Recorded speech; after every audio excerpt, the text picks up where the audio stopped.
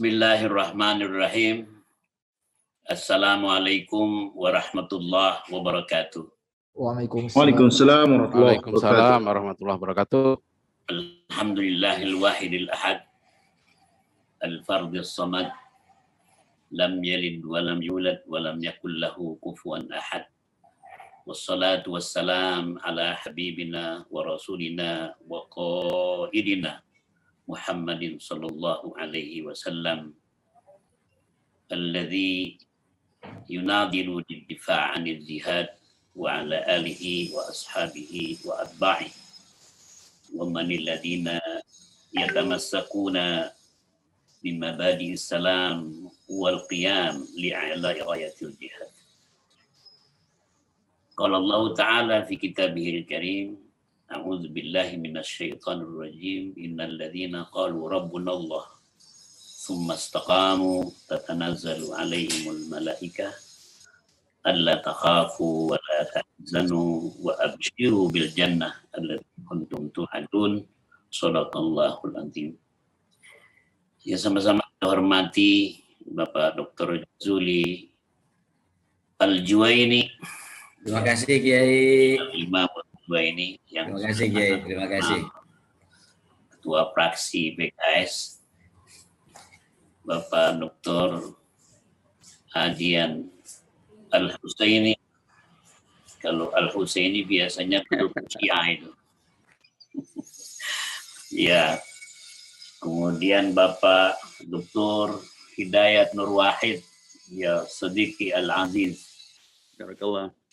Ahlan wa sahlan ya syekhuna wa anta qaimuna wa imamuna. Bapak dan saudara-saudara para peserta webinar tentang musi integral, Bapak Allahyarham Muhammad Nasir dan NKRI adalah harga mati. Terima kasih atas kepercayaan yang telah diberikan kepada saya untuk sharing bersama-sama dengan para anggota Dewan terhormat, pada para mufakirin wa zu'ama wal qadatil azaz. Kalau yang berbicara Ketua Umum Dewan Dakwah Islam Indonesia itu sudah sangat hafal. Jadi fakrotan itu dia sudah tahu di mana harus menentukannya dengan uslubnya yang subhanallah. Walaupun dia secara biologis minal Muhammadiyin, tetapi beliau ini ada di Ikadiyin ya. Alhamdulillah.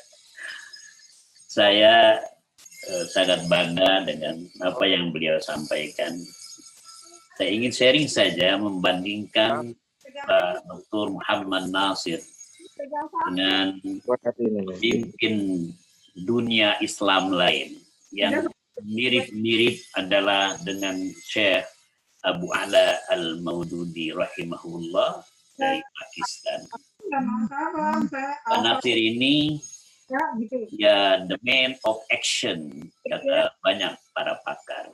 Dia bukan hanya seorang penulis, penceramah, ya kemudian dia juga seorang praktisi di bidang politik. He is not the man of theory. Subhanallah. Beda dengan Abu Ala Al-Maududi. Abu Ala Al-Maududi menulis sekitar 72 buku. Pak Nasir 53 buku dan sekian dengan ratusan ya makalah-makalah yang tersebar di jagat raya, dan kalau dihitung-hitung itu hampir sama dengan generasinya yang tidak jauh berbeda. Saya termasuk orang yang sangat mengagumi karya-karya Pak Nasir, terutama di fikih dakwah dan kapita selekta. Kemudian Abu Ala Al-Maududi tentang teori-teori perpolitikan Islam, pendidikan, kemudian understanding Islam, tafhimul Islam, dan seterusnya. Itu juga sangat menarik. Sewaktu saya berada di wilayah Pasifik Selatan itu, rujukan saya untuk ceramah adalah banyak dari Abu Ala Al-Maududi. Mengapa? Karena sebagian besar umat Islam yang ada di kawasan itu originally coming from India subcontinent. Jadi dengan gaya dan cara beliau berceramah, materi-materinya yang nyambung dengan kawan-kawan kita yang majority adalah ada migrant workers di kawasan tersebut. Bapak Ibu yang dirahmati Allah Subhanahu wa taala. Sayangnya pemikiran Muhammad Nasir ini walaupun sudah go global tapi belum seluas pemikiran Abu Ala Al-Maududi. Mungkin ini tugasnya Ketua Umum Dewan Dakwah untuk melakukan terjemahan karya-karya beliau imma ilal Arabiyah atau ilal Inggrisiyah.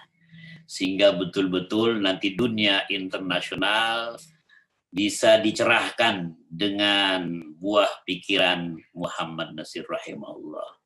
Jadi kalau kita berada di luar negeri masih sangat sedikit karya-karya tulis ulama intelektual Indonesia dengan bahasa asing. Umumnya banyak dengan bahasa Indonesia. Saya yakin Ketua Umum Dewan Dakwah yang sudah malang melintang, banyak kawan di Triple IT, ini bisa merefresh kembali ya komunikasinya, bagaimana agar karya beliau lebih banyak lagi dibaca oleh dunia internasional. Saya melihat, nggak perlu lagi saya membahas tentang sejarah, kalau Muhammad Nasir pada tahun 50-an itu bisa melakukan sebuah gerakan yang sangat monumental. Kongres Umat Islam yang sudah diselenggarakan sebelum kemerdekaan Indonesia, kemudian setelah kemerdekaan Indonesia oleh beliau digaungkan kembali.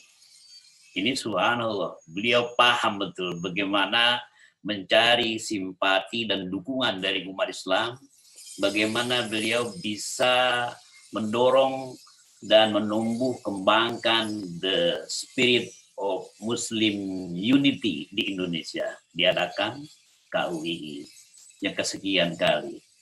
Dan KUII itu dihadiri oleh 500 intelektual dan ulama se-Indonesia. Dan dari situlah beliau membangun dan membentuk partai yang namanya Majelis Syura Muslim Indonesia. Masyumi. Alhamdulillah, ya eksperimen beliau itu berhasil. Tapi setelah sekian puluh tahun, 70 tahun kita merdeka, nampaknya kita rindu akan sosok pemimpin Indonesia seperti beliau. Nah, kenapa belum ada? Dulu ada Bapak Reformasi, ada Bapak Pembangunan, dan Bapak macam-macam ya. Berdasarkan bacaan saya, minimal ada 7 faktor yang membuat ya katakanlah susahnya mendapatkan tokoh sekaliber Muhammad Nasir di Indonesia. Padahal zamannya sudah sangat maju. Komunikasi kita sangat mudah. Menurut pengalaman dan pendapat para pakar, yang pertama adalah qillatu syakhsiyatul akiffa.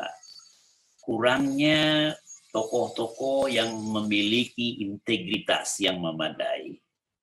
Nah, saya tadi sangat setuju kalau wasiat Muhammad Nasir ini dikembangkan dan kawan-kawan di PKS harus mendengungkan bahwa virus yang sangat berbahaya sekarang ini bukan virus corona dari Wuhan itu, tetapi virus Wuhan, Al-Wuhan itu yang sangat mematikan. Kenapa virus Wuhan itu sudah ya menjangkit ke seluruh lapisan tokoh di Indonesia, termasuk tokoh-tokoh politik. tokoh agama. Nah sekarang kenapa kita dalam kondisi saat ini di mana umat Islam dipojokkan, ya ulama dipersekusi, ditangkap, kemudian aktivis Muslim juga diberikan label-label, diberikan stereotip negatif, kok yang membela hanya sedikit. Sebagian dari PKS alhamdulillah. Wa ainal jami, wa ainal akharun. Yang mayoritas itu kemana? Anggota DPR kita 575 orang. Saya yakin mayoritas Muslim. Tapi mengapa mereka suami tuna, wasaki tuna pada saat ulama mereka dipersekusi? Aina al-malayin. Jadi di Arab itu ada sebuah lagu, Win al-malayin, di mana ratusan juta orang Arab yang saudara mereka dibunuh dan diusir dari Palestina, ratusan juta yang lain diam. Wa ainal mi'at min a'dha'il barlaman. Saya pikir ini memang perlu dikomandoi oleh PKS, ya, oleh wakil ketua MPR kita. Jadi harus disupport ini dengan segala kekuatan, ya. Mudah-mudahan kita bersama-sama untuk menyuarakan kebenaran. Yang kedua, zulmul hukam. Penguasa-penguasa yang sudah terbiasa dengan tindak kezaliman. Aina haula'il hukam. Saya tidak ingin menyebut namanya, ya.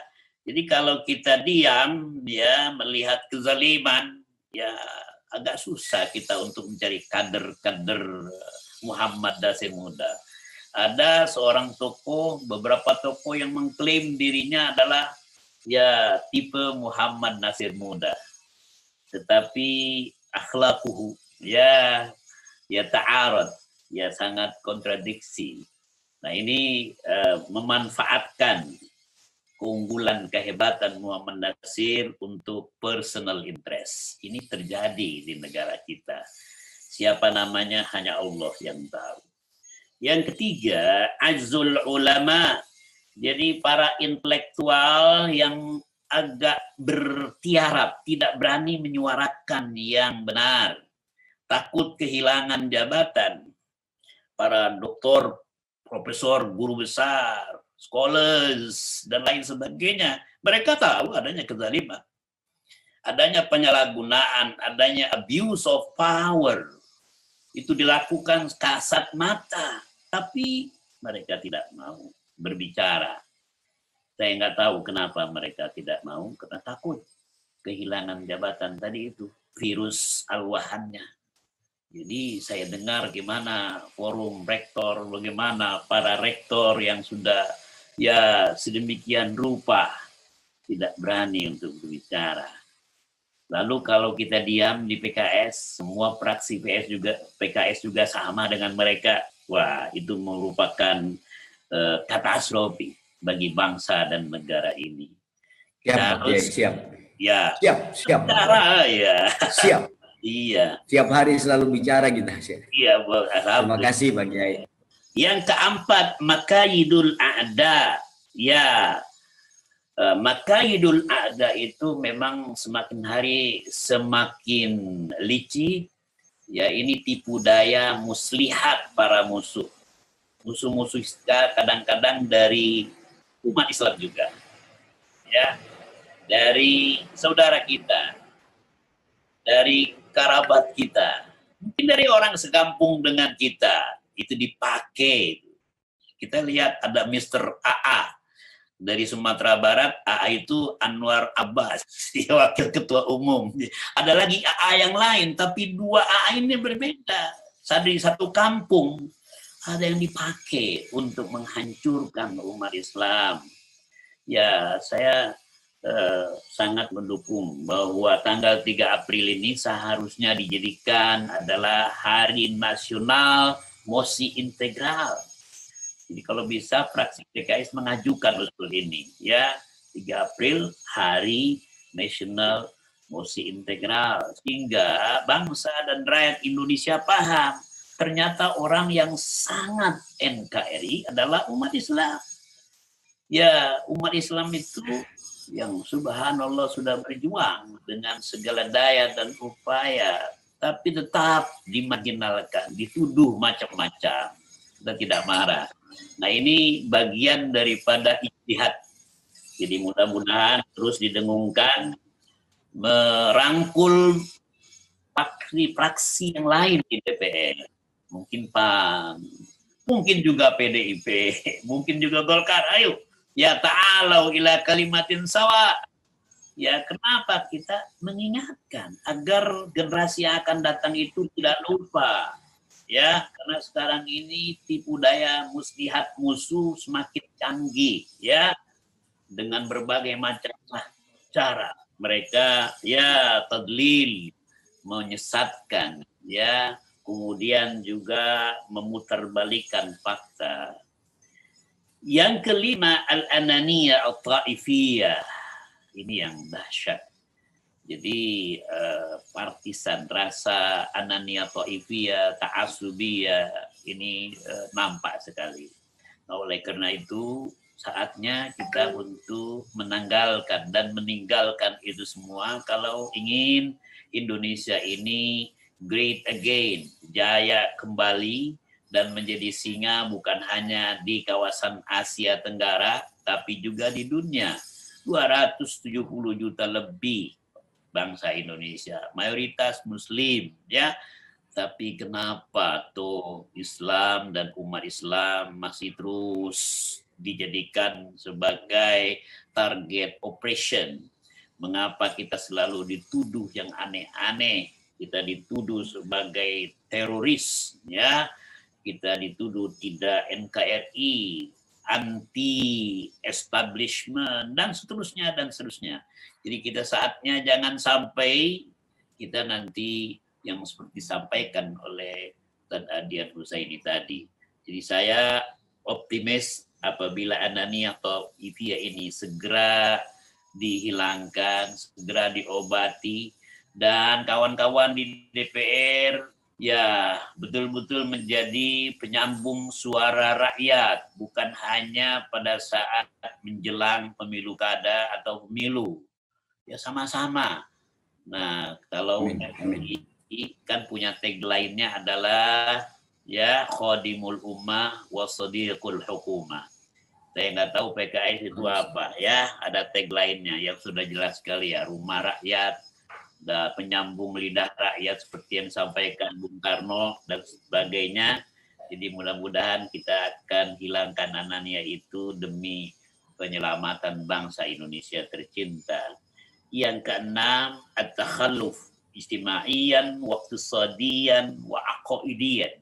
Jadi keterbelakangan di sektor ekonomi, sosial, itulah yang selalu dijadikan sebagai entry point untuk menjadikan umat Islam ini sebagai ya pelengkap penderita. Terakhir berkaitan dengan terorisme yang marak di sana sini, ya ada seorang wanita yang ingin membunuh, ya membawa pistol dan lain sebagainya, itu perlu dikaji ulang, betul nggak betul, gitu ya. Jangan-jangan itu hanya sebuah permainan. Karena kefakiran, keterbelakangan di sektor ekonomi membuat orang itu bisa saja menjual ya akidahnya. Bisa saja menjadi target sasaran untuk kelompok-kelompok tertentu. Kita tahu 2-3 dasawarsa terakhir apa yang disampaikan oleh para pakar, bukan hanya dari umat Islam, bukan hanya dari umat Islam, tapi dari non-Muslim, bahwa masalah tindak kekerasan yang terjadi di Indonesia, terorisme, pembunuhan, ini, itu, dan semua itu tidak lepas dari rekayasa kelompok tertentu, bahkan dari inner circle of the in-government, termasuk rezim. Nah, ini perlu kita selamatkan. Jadi sesuai dengan mimpi Bapak Muhammad Nasir, sektor pendidikan harus menjadi prioritas utama dan kita mendukung itu karena bagaimanapun demokrasi tidak mungkin dapat diamalkan, diaplikasikan dengan maksimal kalau mayoritas rakyatnya adalah hum masakin, hum fuqara, Jadi demokrasi yang sehat apabila kesejahteraan rakyat dan umat Islam itu sudah bagus. Bukan pada saat umat Islam masih di bawah garis kemiskinan, maka proses jual beli suara yang akan laku dan akan menjadi pilihan bagi umat dan rakyat Indonesia. Ini saja, mudah-mudahan bermanfaat sharing ini bagi kita semuanya, dan mudah-mudahan PKS ke depan akan menjadi lokomotif dari gerbong-gerbong reformasi dan perbaikan akhlakul karimah. Assalamualaikum warahmatullahi wabarakatuh. Amin. Waalaikumsalam warahmatullahi wabarakatuh.